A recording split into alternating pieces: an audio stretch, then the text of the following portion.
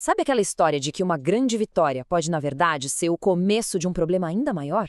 Pois é. Hoje a gente vai mergulhar fundo numa dessas histórias. Um estudo de casos sobre liderança em crise, que vem direto do segundo livro de Samuel. Vamos ver como uma vitória que deveria ter sido o fim da guerra quase levou um reino inteiro ao colapso. E o ponto de partida de tudo é esse lamento. É o grito de dor, um grito cru e desesperado do rei Davi, quando fica sabendo da morte do filho, Absalão. Só que tem um detalhe. Absalão não era só o filho dele. Ele era o líder da rebelião que quase tirou o trono e a vida de Davi.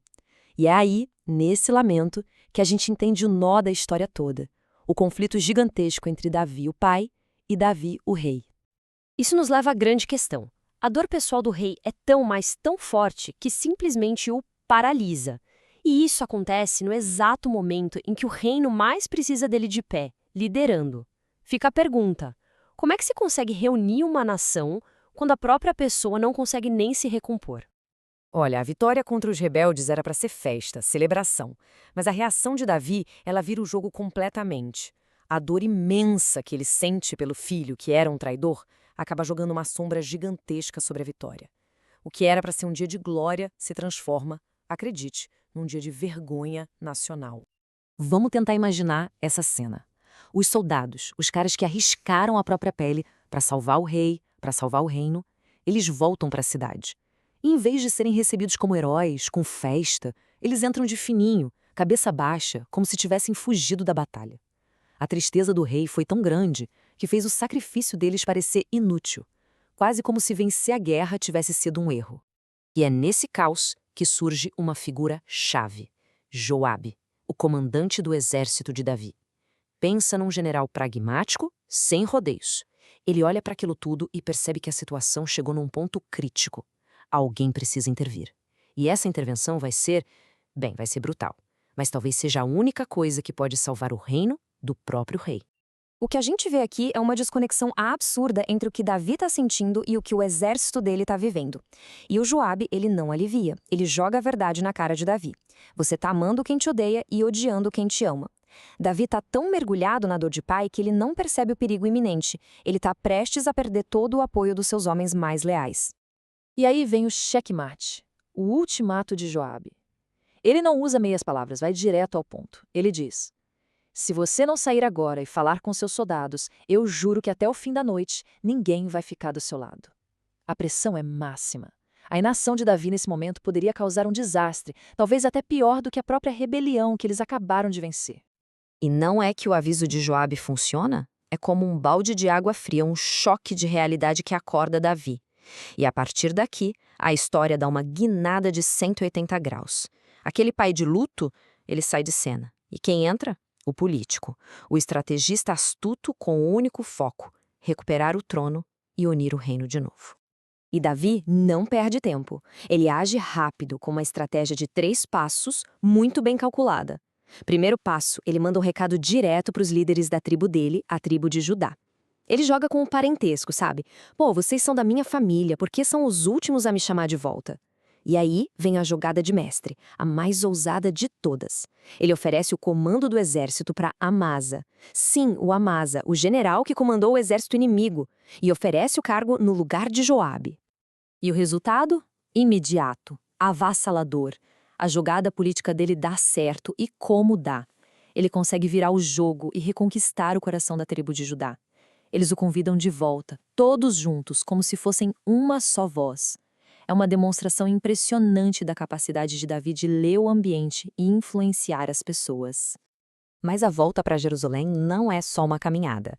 Cada passo do caminho é, na verdade, um teste de liderança. Em cada parada, ele tem que encarar figuras importantes do passado recente e tomar decisões ali, na hora, que vão moldar todo o futuro do seu reinado. E o primeiro teste não demora a aparecer. Quem vem ao encontro dele? Simei. Só para lembrar, esse é o mesmo cara que, semanas antes, estava amaldiçoando Davi, jogando pedra nele no pior momento da vida do rei, quando ele estava fugindo. Agora, o jogo virou. Davi está voltando ao poder. E Simei? Bom, Simei está de joelhos, implorando pela vida. O sobrinho de Davi, Abissai, que está ali do lado, já quer resolver do jeito antigo. Justiça, morte para ele. Mas Davi o corta na hora. Ele entende que aquele dia não é sobre vingança, é sobre reconciliação. Ao escolher perdoar, ao mostrar misericórdia, ele está mandando um recado para todo mundo que se rebelou. Existe um caminho de volta. A prioridade máxima, agora, é a unidade do reino. O próximo desafio é ainda mais complicado. É uma situação de um disse, o outro disse. De um lado, Mefibosete, o neto do antigo rei Saul. Do outro, o servo dele, Ziba. E as histórias deles são totalmente opostas. Ziba tinha acusado Mefibosete de traição. Agora, Mefibosete diz que foi Ziba que o enganou para roubar as terras dele. E Davi? Davi está no meio, sem ter como saber quem está falando a verdade. Pressionado, Davi toma uma decisão que é, digamos, uma tentativa de agradar a todos, mas que, no fundo, não faz justiça plena. Ele manda dividir a terra entre os dois.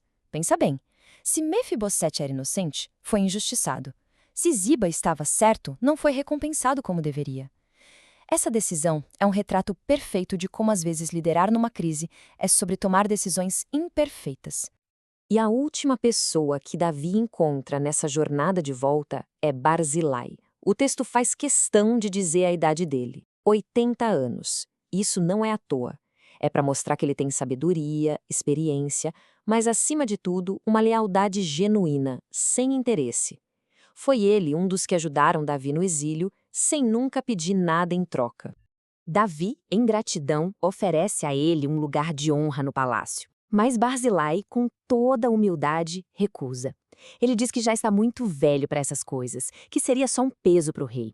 A atitude dele é um contraste brutal com o oportunismo do Simei e aquela história mal contada do Ziba. Barzilai é o retrato da lealdade pura, sem segundas intenções. E bem quando parece que, ufa, a paz voltou, que a unidade foi restaurada, a crise explode de novo, e de um jeito inesperado. Uma briga feia começa entre as tribos, e isso mostra que aquelas feridas, aquelas divisões que causaram a rebelião do Absalão, elas continuam ali, bem abertas. O problema é o seguinte, a tribo de Judá, que é a tribo de Davi, tomou a frente na volta dele, e as outras 10 tribos que formam Israel se sentiram deixadas de lado. A briga, no fundo, é puro ciúme tribal. Judá diz, o rei é nosso parente, e Israel responde, mas nós somos 10 tribos, a maioria, então temos mais direitos sobre ele. É uma disputa clássica por poder e prestígio. E essa discussão não acaba num acordo. Pelo contrário, o texto bíblico até faz questão de dizer que o pessoal de Judá foi mais duro nas palavras, o que só piorou a situação. A falta de diálogo e o orgulho de cada lado acabam pondo tudo a perder. Aquela paz frágil que Davi se esforçou tanto para construir começa a desmoronar. E a história termina com um tom sombrio, porque essa briga entre as tribos não foi só uma discussão de momento, ela não some. Na verdade, muitos estudiosos da Bíblia veem aqui a semente da discórdia, uma semente que vai crescer, levar a outra rebelião e, algumas gerações depois, a uma guerra civil que vai rasgar o reino em dois para sempre. E tudo isso nos traz de volta à grande questão desta análise. As decisões de Davi foram uma série de manobras de um equilibrista na corda bamba. Perdoou um inimigo, fez um acordo meio duvidoso, promoveu o general adversário, tudo isso em nome da união. Então a pergunta que fica para a gente pensar é, na hora da crise, vale mais buscar uma unidade, mesmo que frágil, ou aplicar a justiça perfeita, custe o que custar? É uma reflexão sobre liderança que, mesmo vindo de uma história de 3.000 anos, continua incrivelmente atual.